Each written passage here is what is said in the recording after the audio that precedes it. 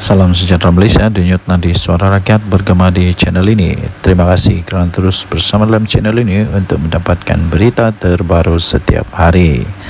Sila tekan butang subscribe, like dan share. Malaysia kita punya, cintai Malaysiaku, kita jaga kita. Kita akan mulakan berita terbaru daripada channel ini. Tekan butang subscribe, like dan share.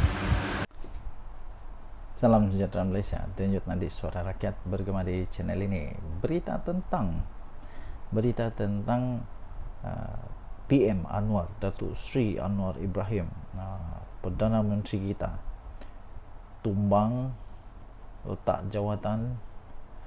Berita tentang kononnya Datuk Sri Anwar Ibrahim akan tumbang, akan letak jawatan kerana ada ura-ura mungkin Barisan Nasional akan tarik Muhyiddin, tarik sokongan Muhyiddin Yassin akan jadi Perdana Menteri ke-11. Itu paling ditunggu-tunggu setakat inilah. Saya nampak semua orang tunggu-tunggu ini. Tapi ya, saya ingin tekankan kepada anda, tuan-tuan dan puan-puan yang dihormati sekalian, ini tidak akan berlaku, ya.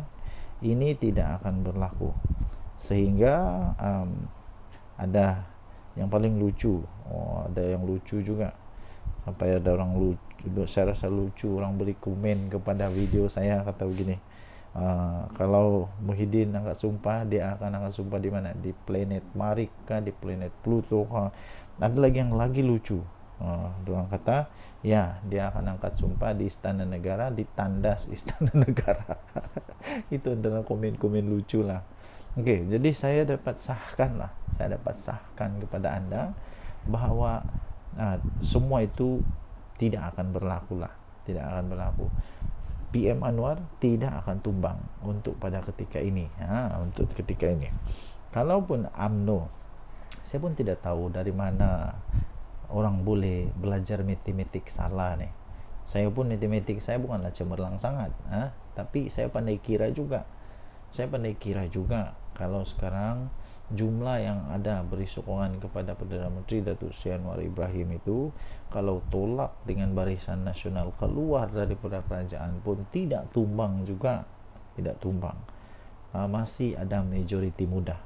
Jadi tidak pasti dari mana diorang belajar ni, guru mana yang ajar, siapa yang ajar diorang ini, sehingga diorang pun percaya, kalau UMNO letak jawatan keluar daripada kerajaan, ini akan tumbang. Mana mungkin berlaku. Ini soalan simple lah, matematik simple. Saya fikir ni matematik darjah 2 ni. Takkanlah orang yang terror sampai boleh bagi ISO 14001, tak boleh fikir itu. Yang paling lucu lagi, ada lagi yang lebih lucu. Konon-kononnya diberitahulah kepada mereka-mereka yang tidak pandai faham-faham ni, yang tidak pandai faham-faham ni, diberitahulah bahawa kalau kita menang di PRK ni, kita boleh ada harapan untuk tumbangkan kerajaan, tukar kerajaan Putrajaya. Ini lagi pelik. Saya tidak faham macam mana diorang boleh percaya dengan cakap-cakap orang begini. Kalau tidak pandai, cakaplah tidak pandai, janganlah memandai-mandai. Tidak mungkin akan ada perubahan. Ini tidak mungkin, macam mana pun tidak akan berlaku. Jadi tuan-tuan dan puan-puan, heran jugalah. Kalau anda pun heran, kalau anda heran juga sama seperti saya heran, mungkin anda boleh tinggalkan komen. Saya pun heran. Saya pun heran, ya. Saya betul-betul heran. Okey. So kita jumpalah. Kita tunggulah apa yang berlaku. Denyut nadi suara rakyat bergema di channel ini. Jangan lupa tekan butang subscribe, like dan share. Malaysia kita punya, cintai Malaysiaku, kita jaga kita. Bye. Salam sejahtera Malaysia. Nampaknya Sanusi makin banyak kes dia di mahkamah ni. Makin banyak kes mahkamah Sanusi. Memang hebat lah, Sanusi ni memang hebat. Kalau dalam bab ini memang dia hebat betul. Banyak dia punya kes mahkamah, dan kebanyakan kes mahkamah dia ini melibatkan apa? Melibatkan mulut dia yang celupar itu. Terbaru untuk kes Hat Sultan kes hasutan perbicaraan Sanusi. Yang ini adalah dia telah dituduh membuat hasutan tentang apa? Mari kita tengok dulu.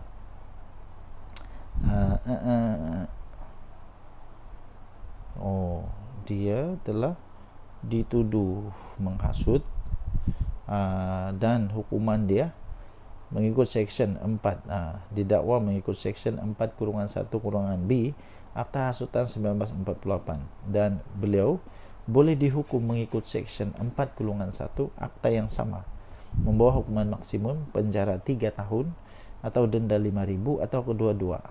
Jadi mungkin 5.000 ni sikit je lah, tak ada pun celah-celah gigi je ni kalau 5.000, tapi yang penjara tu, kalau dia kena penjara, semua dia punya hak keistimewaan boleh ditarik balik. Okey, jadi apa yang cerita tentang kes hasutan ini? Perbicaraan Sanusi ditangguhkan. Perbicaraan kes Menteri Besar Kedah Datuk Seri Muhammad Sanusi Maknor atas 2 pertuduhan menghasut yang sepatutnya bermula pada 22 Julai yang lalu telah ditangguhkan ke September depan. Pertuduhan terhadap pemimpin PAS yang kontroversi itu berhubung isu pelantikan Menteri Besar Selangor dan penubuhan kerajaan perpaduan dalam satu ceramah politik. Ini memang teruklah Sanusi kena kali ini. Siapa yang buat laporan polis? Majlis Dewan Diraja Selangor. Bukan calang-calang. Hakim Datuk Aslam Zainuddin menetapkan tarikh itu selepas pihak pembelaan Sanusi menghantar representasi terbaru kepada Jabatan Peguam Negara pada minggu lalu. Peguamnya iaitu Awang Armada Jaya Awang Mahmud berkata pihak pembelaan percaya AGC memerlukan masa untuk mempertimbang representasi itu serta meneliti perkembangan baru dalam kes berkenaan. Jika mahkamah bersetuju, saya mencadangkan penangguhan selama 2 bulan untuk pihak-pihak mendapatkan maklumat penuh dan mempertimbang representasi ini, kata kenyataan itu. Tambahnya lagi, saya mohon ditetapkan tarikh untuk pengurusan kes dalam masa 2 bulan, katanya lapor BH.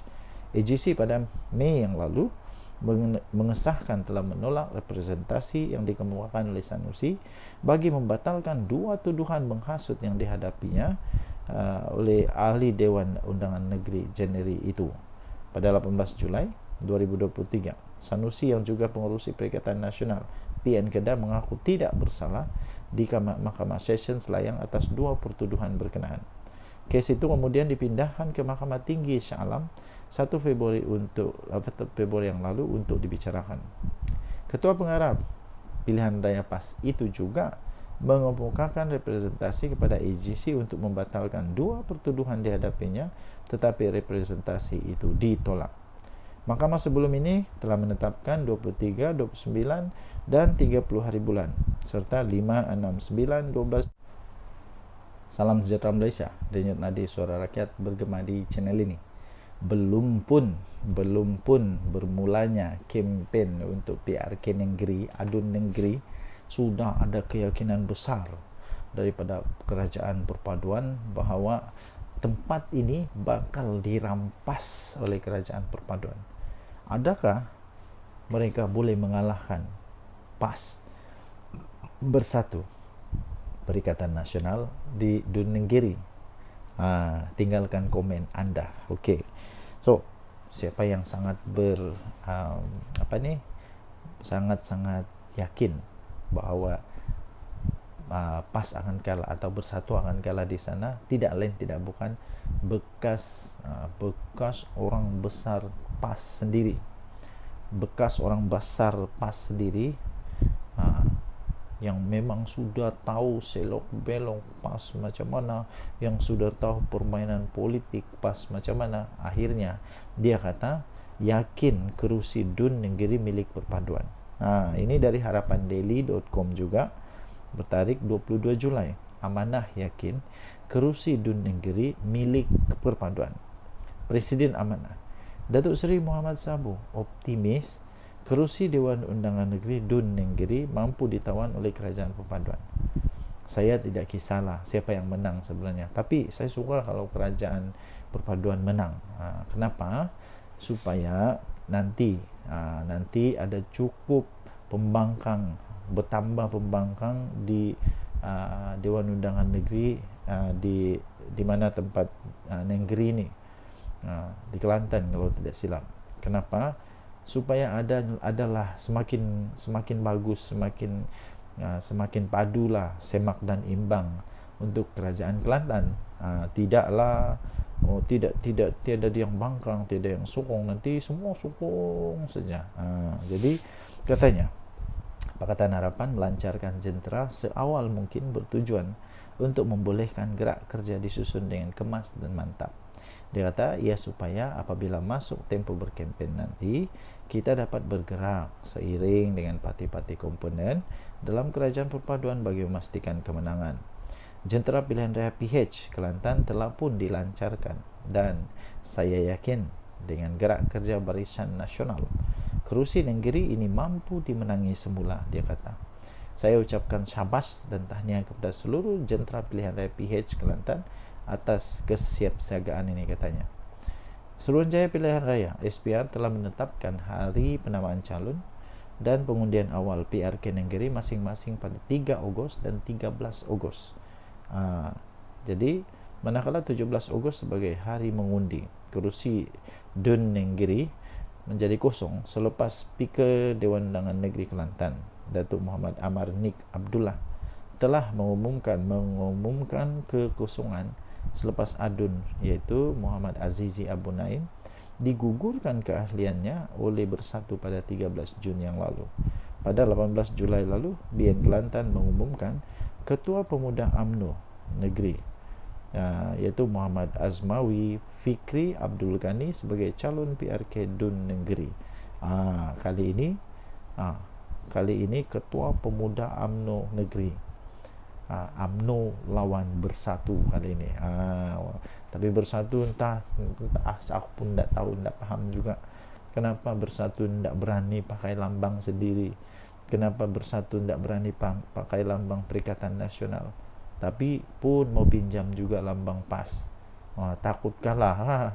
Takkanlah takut kalah, kan Bersatu kuat. Buktikanlah tanpa terlalu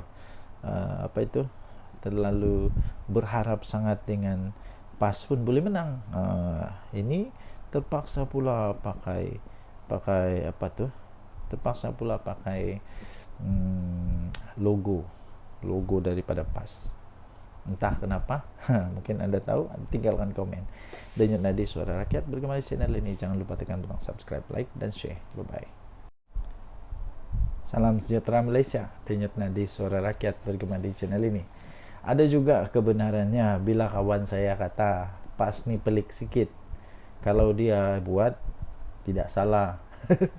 Kalau dia buat tidak salah, malah nanti dia akan keluarkan banyak dalil lah, banyak macam lah. Dia akan keluarkan dalilnya, dia akan buat macam-macam lah, ya, macam-macam.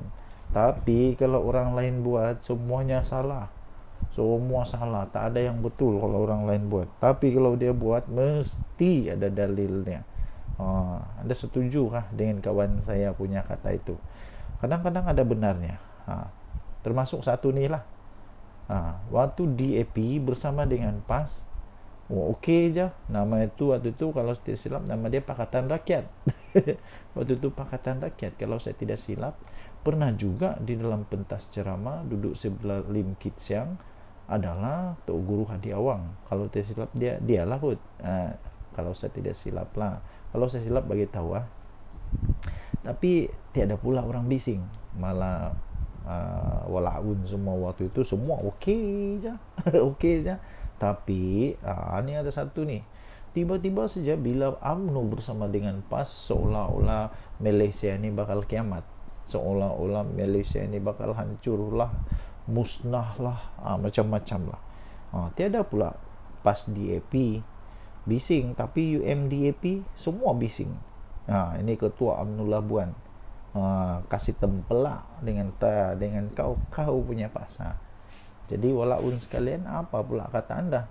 Kenapa dulu PAS bersama DAP okey je? Okey je. Tapi sekarang UMNO dan DAP tak boleh bersama. Ketua UMNO Labuan Muhammad Rafi Ali Hassan telah timbul, telah muncul, tampil menempelak golongan yang bising sangat dengan kerajaan UMNO DAP atau UMDAP dalam kerajaan paduan.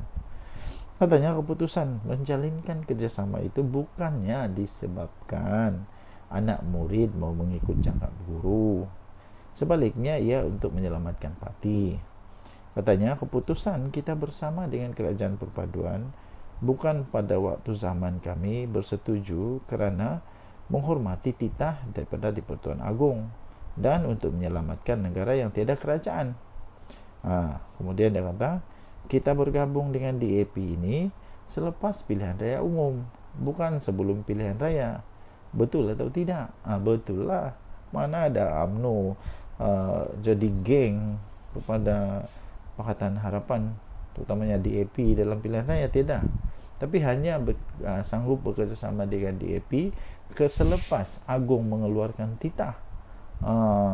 Jadi menghormati titah Agong dan untuk menyelamatkan kerajaan Malaysia supaya ada kerajaan memimpin. Jadi UMNO bersamalah dengan DAP. Dulu PAS bersama dengan DAP, kenapa? Apa alasannya pula? Tapi waktu PAS dan DAP bersama dengan DAP, adakah orang bising? Adakah pemuda UMNO bising? Soal beliau dalam satu video di TikTok UMNO Labuan. Muhammad Rafi turut mengimbas kembali tentang PAS dan DAP yang pernah duduk serumah. Duduk serumah satu ketika dulu. Itu bila? Tahun 2004. Mungkin sudah lupa, mungkin Tok Guru Adi Awang sudah lupa, kesian dia. Mungkin juga Walaun pun sudah lupa, mungkin juga Walang Tit pun sudah lupa, mungkin juga orang-orang PAS ni cepat lupa. 2004 sudah lama. Tahun 2004, 2008 PAS duduk satu rumah dengan DAP. Tidur satu bantal, susun strategi mau kalahkan UMNO Barisan Nasional. Ada orang bising. Ada keluar perkataan PAS DAP? Tak ada.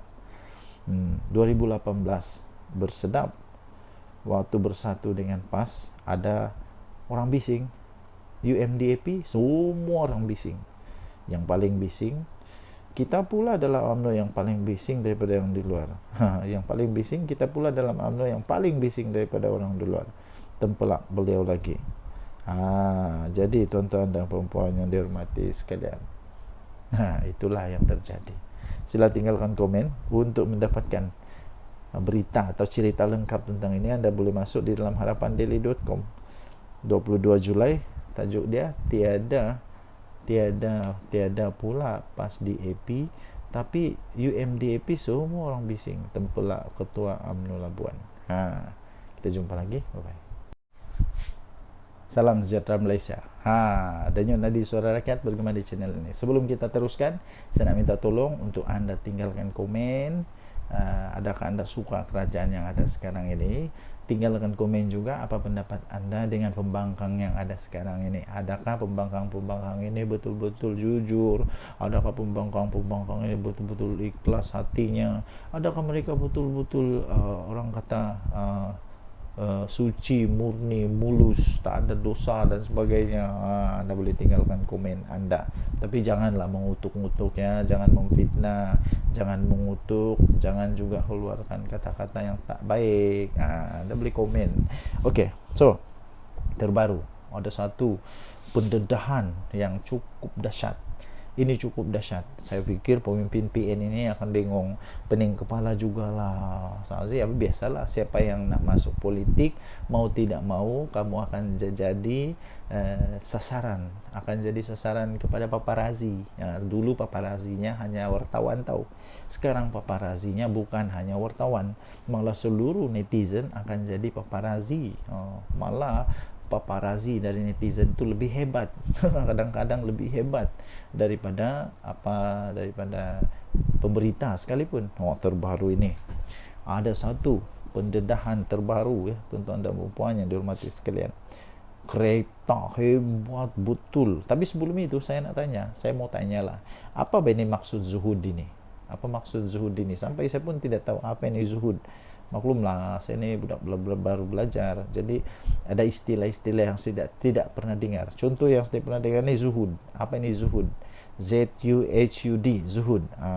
Ramai teruja lihat koleksi kenderaan zuhud pemimpin PN ini. Oh, ini daripada harapandaily.com.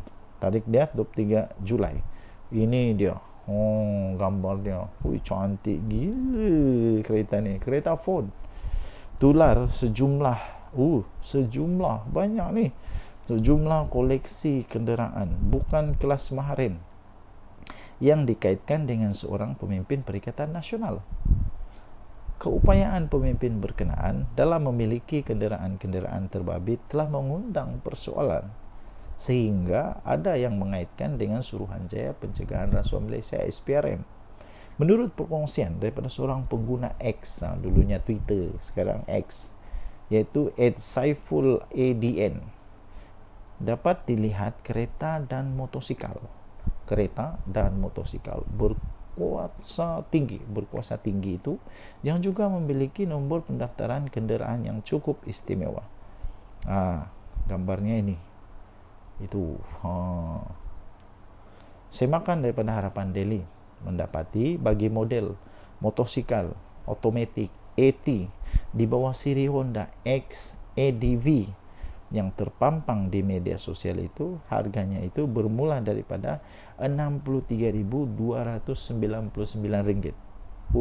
Ini bukan motosikal kelas maharin. Mungkin dia ada business code. Susulan itu rata-rata menyindir sikap zuhud pemimpin berkenaan, malah mencadangkan penduduk di negeri yang dikuasai PN itu bersepakat membaca doa kunut nazilah. Tidak kurang juga yang secara sinis berkongsi gambar penyokong pembangkang yang umum di Lalualaun hanya mampu menunggang motosikal kapcai sambal menjual akhbar rasmi PAS Haraka. Salam sejahtera Malaysia. Masih lagi misteri sampai sekarang ya tuan-tuan dan puan-puan. Apa sebenarnya yang terjadi di antara PAS dengan Mat Sabu? Sebab Mat Sabu kan dulu orang kuat PAS. Kenapa dia sanggup untuk tinggalkan PAS dan kemudian dia tubuhkan parti yang disebut sebagai Parti Amanah? Jadi ramai orang nak tahulah apa sebenarnya yang berlaku, apa rahsia di sebaliknya. Mungkin anda tahu salah satu rahsia itu, anda boleh tinggalkan di ruang komen. Apa sebenarnya terjadi di antara PAS dan Mat Sabu, Menteri Pertanian kita sekarang? Apa sebenarnya yang terjadi? Dan sekarang ini ada satu artikel yang saya ingin kongsikan kepada anda. Tajuknya, Tinggalkan PAS dan Mewujudkan Amanah, Langkah Bijak Mat Sabu, 23 Julai 2024 oleh Akmal Manaf. Seorang TikTokers yang dikenali sebagai Abang Botak menyifatkan tindakan Presiden Amanah Datuk Seri Muhammad Sabu meninggalkan PAS pada satu ketika dahulu sebagai keputusan yang tepat lagi bijaksana. Ini kerana katanya pencapaian demi pencapaian yang telah ditunjukkan oleh Muhammad, atau lebih dikenali sebagai Abang Mat, dalam mengemudi kementeriannya, yaitu Kementerian Pertanian dan Keterjaminan Makanan KPKM. Kata TikTok itu memang berbaloi guys. Satu keputusan besar yang diambil oleh Abang Mat satu ketika dulu untuk meninggalkan Parti PAS dan mewujudkan Parti Amanah adalah keputusan yang amat bijak dan tepat sekali. Adakah anda setuju dengan kalimat itu? Jika anda setuju, anda tinggalkan komen. Bagus jugalah. Abang Mat yang menjadi Menteri Pertanian dan Keterjaminan Makanan pada hari ini telah pun menampakkan hasil yang cukup baik dan memberi manfaat kepada seluruh rakyat Malaysia ketika kita memerlukan seorang pemimpin yang telus dan bekerja kuat. Jadi harap-harap lepas ni Mat Sabu dapatlah ISO 14001 Bukan setakat orang Semenanjung saja mendapat manfaat daripada inisiatif KPKM ini. Malahan rakyat Sabah turut mendapat limpahan dan merasa manfaat tersebut. Puji lelaki itu kepada Muhammad. Betul tak betul? Saya rasa betul. Saya orang Sabah, Saya pun sendiri nampak bagaimana orang-orang petani-petani di Sabah mendapat manfaat daripada inisiatif-inisiatif kementerian daripada Mat Sabu. Memang terbaik. Malah dalam video yang sama, lelaki itu juga turut menyebut tentang gerak kerja daripada Muhammad yang juga adalah ahli parlimen dari Kutaraja itu. Katanya hari ini YB Mat Sabu menyatakan begitu optimis untuk mendapatkan dana tambahan bagi menambah baik sistem pengairan di jelapang padi di mana? Di Kota Belud, di Sabah tau. Di mana akan mencapai sasaran 10 tan pengeluaran padi, yang mana berlaku sekarang peningkatan 2 hingga 4 tan per hektar per musim. Dengan dana tambahan itu dapatlah diperluaskan lagi program SBB Smart Sawah. Ini yang telah terbukti hasilnya yang begitu memberangsangkan. Ini kita pujilah Abang Mat kerana berani meninggalkan parti PAS suatu ketika dulu dan hari ini dapat menabur bakti dan memberi manfaat kepada semua rakyat Malaysia. Steady Abang Mat, salut, kata lelaki itu sebelum mengakhiri videonya. Saya setuju. Antara banyak-banyak yang saya setuju, ini saya setuju. Kerana apa? Di Sabah sendiri kita boleh nampak ni semua orang di Sabah, terutama di tempat saya, sedang sibuk dengan mengurus padi, mengurus insentif, mengurus macam-macam urusan. Kenapa? Adalah adanya bantuan-bantuan yang sangat baik daripada kerajaan. Kerajaan yang dulu pernah buat, ada yang dia pernah buat, ada yang dia tak pernah buat. Ada yang buat semacam melepas batuk di tangga, cakap saja, janji saja, tapi pelaksanaan tidak. Sekarang sudah nampak pelaksanaan.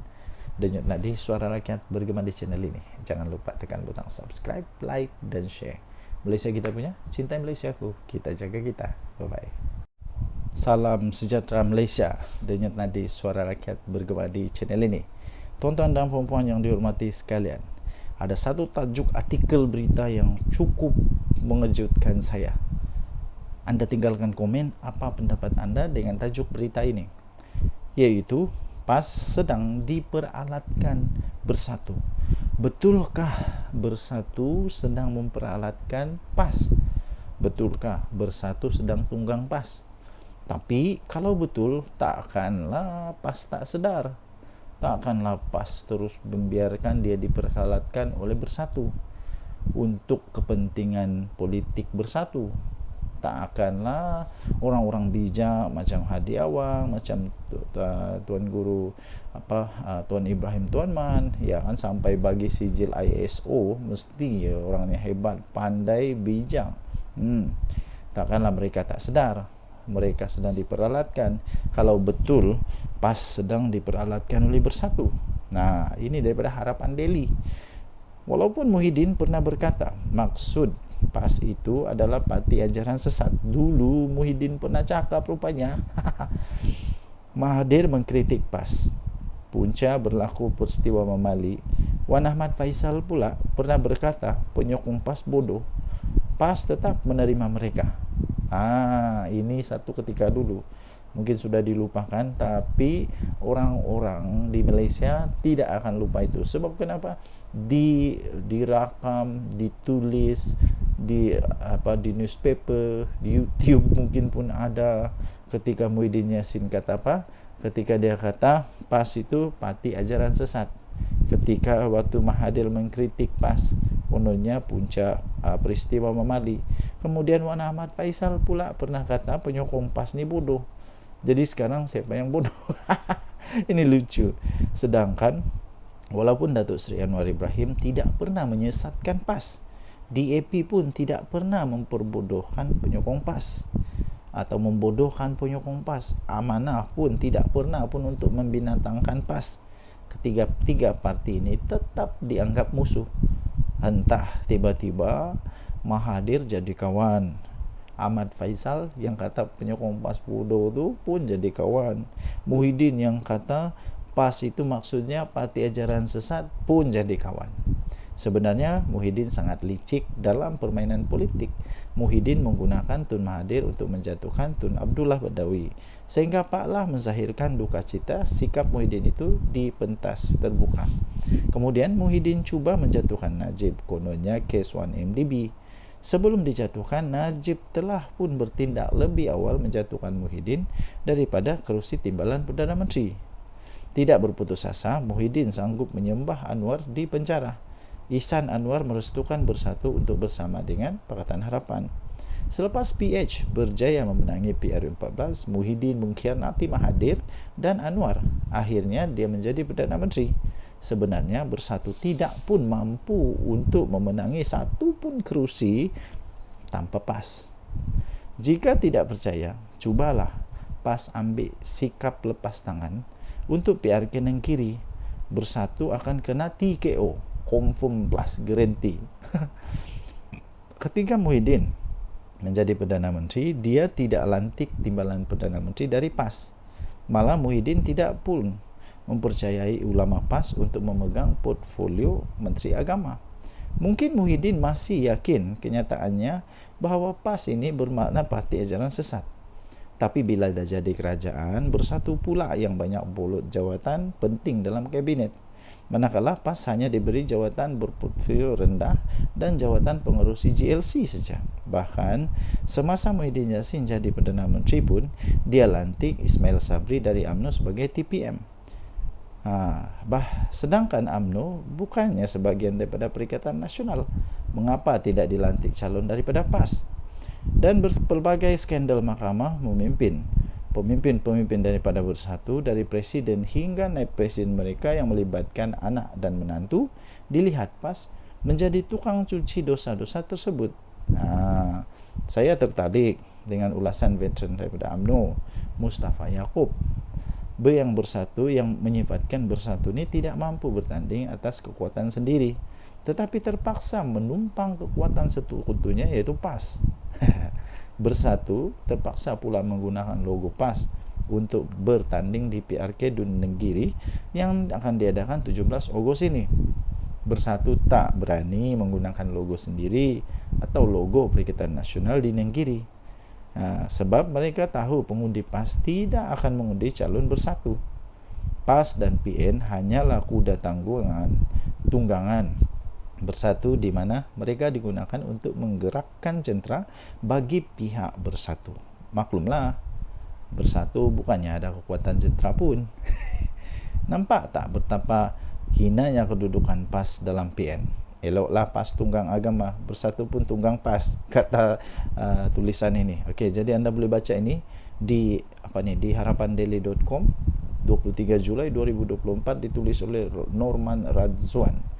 Tajuk dia, PAS sedang diperalatkan Bersatu. Apa pendapat anda dengan tulisan ini? Apa pendapat anda dengan tulisan ini? Anda boleh tinggalkan komen. Denyut Nadir, Suara Rakyat, bergema di channel ini. Bye-bye. Salam sejahtera Malaysia. Denyut Nadir, Suara Rakyat, bergema di channel ini. Sejak sekian lama orang bertanya-tanya, betulkah UMNO akan keluar dari kerajaan ni? Betulkah kerajaan ini akan tumbang kalau UMNO keluar? Soalan itu pertama. Betulkah UMNO mau keluar dari kerajaan? Betulkah Zahid Hamidi akan bawa semua MP dia, semua menteri dia letak jawatan dan jadi pembangkang? Betulkah? Yang kedua ialah betulkah bahawa mereka akan letak jawatan semua menteri-menteri UMNO? Ingat, UMNO tidak kuat macam dulu ya. UMNO bukan macam dulu lagi. Pernah dulu, kalau anda masih ingat, saya pun masih ingat, waktu itu saya sudah cukup dewasa. Sekarang ni dah 40 lebih umur, jadi sudah cukup dewasa lah. Cukup dewasa. Waktu itu ada istilah begini. Waktu ketika UMNO masih kuat, ada istilah kata begini, apapun yang UMNO letak batu kah, letak kayu kah, letak apa sajalah diletak di mana-mana. Waktu masih kuat dulu tu, batu pun boleh menang, kayu pun boleh menang, tunggul kayu pun boleh menang. Kura-kura kalau letak jadi calon pun boleh menang dalam pilihan raya waktu itu. Tapi sekarang tidak lagi. Sehingga baru-baru ini ada juga artikel kata begini, kalau UMNO tidak bekerjasama dengan mana-mana parti tidak bekerjasama ataupun dia bertanding secara solo untuk pilihan raya umum ke-15 nanti, menurut artikel itu kata tidak ada harapan untuk UMNO untuk menang besar lagi. Silap-silap Zahid Hamidi boleh kalah, silap-silap Tok Matasan boleh kalah, silap-silap siapa lagi, yang besar-besar lah boleh kalah, silap-silap tumbang dan boleh pupus UMNO ni. Sebab sekarang UMNO bukan macam dulu lagi. Ya, jadi kerana itu ya tuan-tuan dan puan-puan, kalaulah UMNO keluar daripada kerajaan ini, pada pendapat saya, pertama, kerajaan tak perlu risaulah. Tidak perlu risau pun. Kalau dia keluar pun, kerajaan tetap ada majoriti muda. Kerajaan Madani ini, Datuk Seri Anwar Ibrahim, tetap ada majoriti muda dan belum tumbang. Tapi ya, dapat disahkan tidak ada lagi majoriti 2/3. Risikonya kepada Datuk Seri Anwar Ibrahim hanya satu, iaitu ketika pembentangan rang undang-undang pembekalan. Kalau tidak ada sokongan, dia mungkin terpaksa letak jawatan. Tapi untuk kata otomatik kerajaan Madani tumbang itu tidak mungkin berlaku. Ya. Jadi menteri-menteri UMNO saya fikir tidak akan begitu mudah untuk meletak jawatan. Bukan mudah, lagipun ramai orang lagi berbaris menunggu. Kalau semua menteri UMNO keluar, bagus jugalah. Ada peluang untuk DAP, ada peluang untuk amanah, untuk isi tempat mereka. Ini pun sebenarnya boleh dikatakan hasil daripada persefahaman yang baik dalam kerajaan perpaduan. Walaupun UMNO taklah besar mana kemenangan dia, tidak macam dulu, maksud saya tidak macam dulu kemenangan itu, tapi mereka tetap dihargai oleh kerajaan yang ada sekarang, sampai mereka tetap diberikan banyak jawatan dalam kerajaan. Timbalan Perdana Menteri dari mana? Timbalan Perdana Menteri daripada UMNO, yang sepatutnya boleh sahaja daripada DAP, tetapi kerana strategi politik menunjukkan bahawa mereka ini sefahaman, ada perpaduan, maka okeylah, bagilah dekat Datuk Seri Zahid Hamidi. Jadi maksud kata begini, UMNO kena sentiasa ingat bahawa mereka ada sekarang ini menjadi kuat semula, bolehlah dikatakan semakin mengorak langkah untuk menjadi kuat kerana mereka ada satu gabungan persefahaman politik dengan Pakatan Harapan, ya. Jadi hanya satu peluang untuk UMNO dapat menang, ialah dengan bekerjasama dengan Kerajaan Perpaduan, dengan Pakatan Harapan. Kalau tidak, UMNO tak akan boleh kalahkan PAS. Itu for sure lah. UMNO susah untuk kalahkan PAS. Kalau 1 lawan 1, UMNO lawan PAS, memang belum tentu UMNO boleh menang. Okay? Walaupun di tempat DAP, walaupun di tempat yang di tempat yang bukan PAS yang menguasa. Apa pendapat anda? Sila tinggalkan komen. Denyut Nadi Suara Rakyat bergema di channel ini. Bye-bye. Salam sejahtera Malaysia, Denyut Nadi Suara Rakyat bergema di channel ini. Okey, tuan-tuan dan puan yang dihormati sekalian, sepanjang beberapa hari ini, perkara yang amat hangat di seluruh berita ataupun semua penganalisis pengulas politik ialah tentang di mana adanya konon-konon lah, ura-ura lah, konon lah, cerita kabar angin lah, yang mengatakan MCA dan MIC keluar daripada Barisan Nasional. Tuan-tuan dan puan-puan yang dihormati sekalian, itu hanya berita kabar angin. Walaupun begitu, malam ini, hari ini, pagi ini, hari ini, petang ini, apa-apa sajalah masa yang anda tonton video ini, saya ingin nyatakan bahawa tidak ada keuntungan pun kalaulah MCA dan MIC keluar daripada Barisan Nasional. Apa keuntungan bagi mereka? Mungkin anda boleh berikan komen. Apa pendapat anda? Sekiranya MCA keluar daripada Barisan Nasional, adakah yang sanggup untuk menerima mereka sebagai satu gabungan politik, rakan politik di dalam gabungan? Sanggupkah Perikatan Nasional ambil MCA? Sanggupkah Perikatan Nasional untuk ambil MIC? Dan apa kelebihan MCA dan MIC kalau keluar daripada kerajaan? Tidak ada sebenarnya. Jadi tidak ada apa-apa gunanya untuk Barisan Nasional kerugiankah, keuntungankah kalau MCA dan MIC keluar daripada Barisan Nasional. Kerugian tidak pada UMNO, tidak juga kepada kerajaan ini, kerana MIC dan MCA mereka hanya ada berapa kerusi dalam parlimen. Tidak pun sampai 5 kerusi dalam parlimen, hanya berapa saja MIC berapa kerusi dalam parlimen.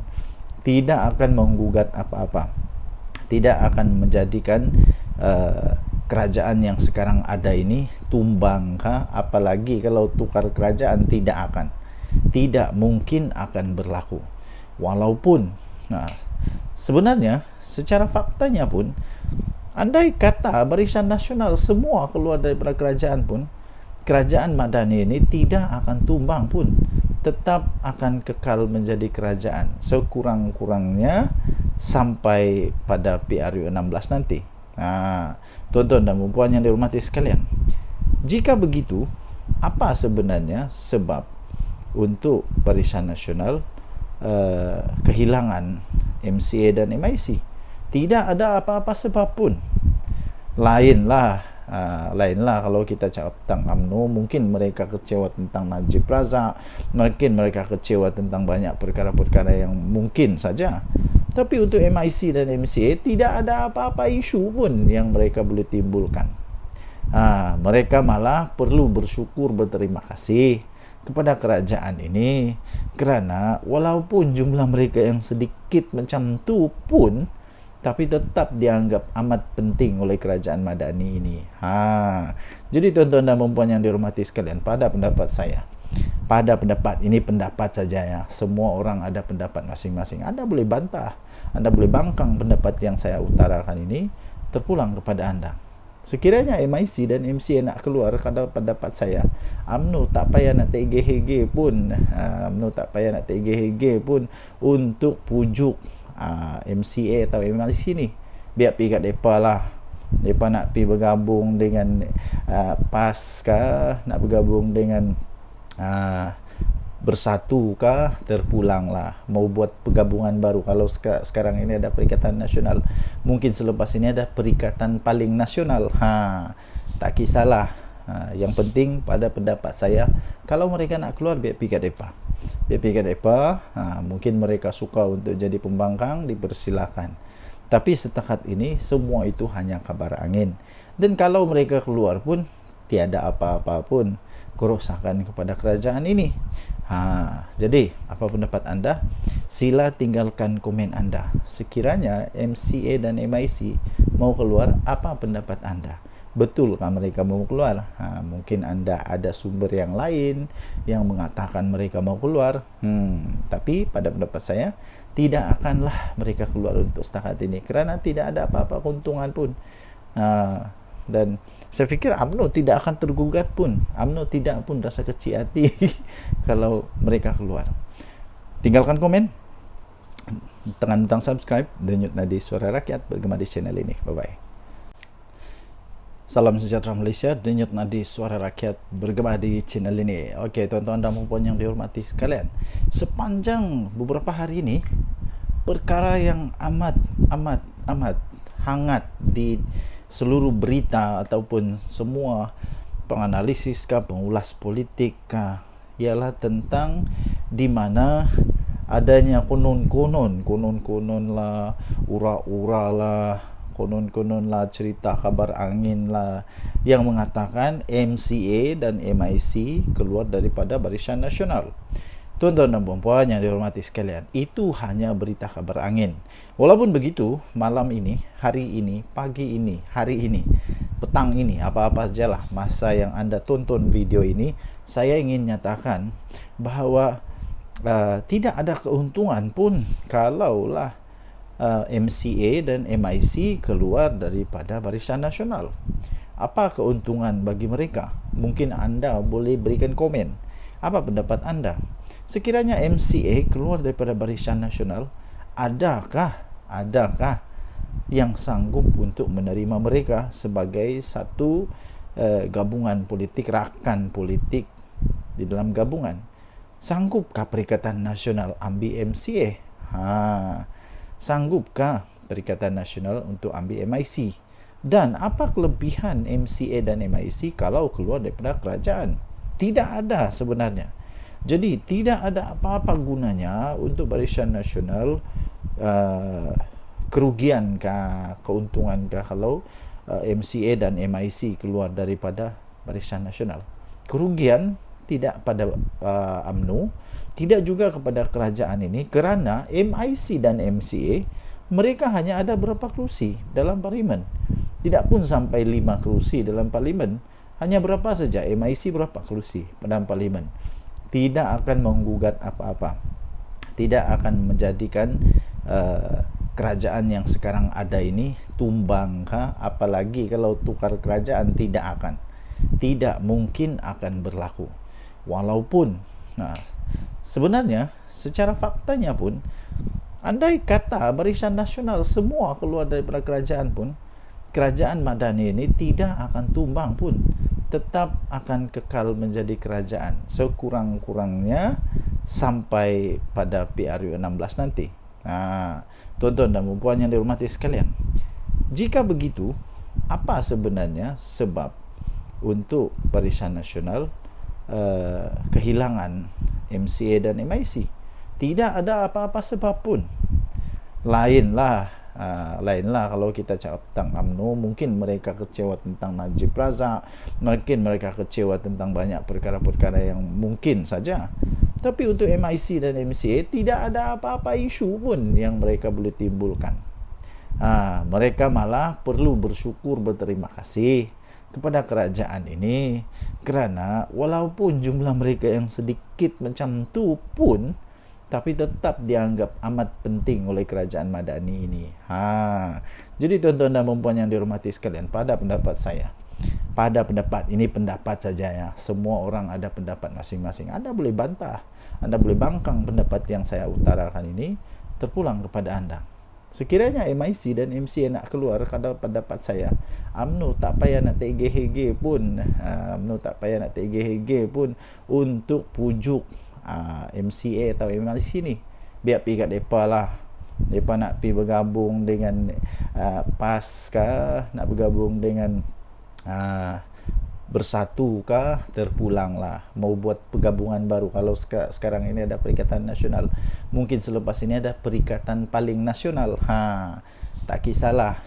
Yang penting pada pendapat saya, kalau mereka nak keluar, biar pergi kat mereka. Mungkin mereka suka untuk jadi pembangkang, dipersilakan. Tapi setakat ini semua itu hanya kabar angin. Dan kalau mereka keluar pun, tiada apa-apa pun kerosakan kepada kerajaan ini. Jadi apa pendapat anda? Sila tinggalkan komen anda. Sekiranya MCA dan MIC mau keluar, apa pendapat anda? Betulkah mereka mau keluar? Mungkin anda ada sumber yang lain yang mengatakan mereka mau keluar. Tapi pada pendapat saya, tidak akanlah mereka keluar untuk setakat ini, kerana tidak ada apa-apa keuntungan pun.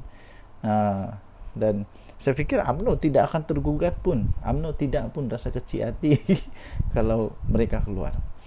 Tinggalkan komen, tekan butang subscribe, denyut nadi Suara Rakyat bergema di channel ini. Bye-bye.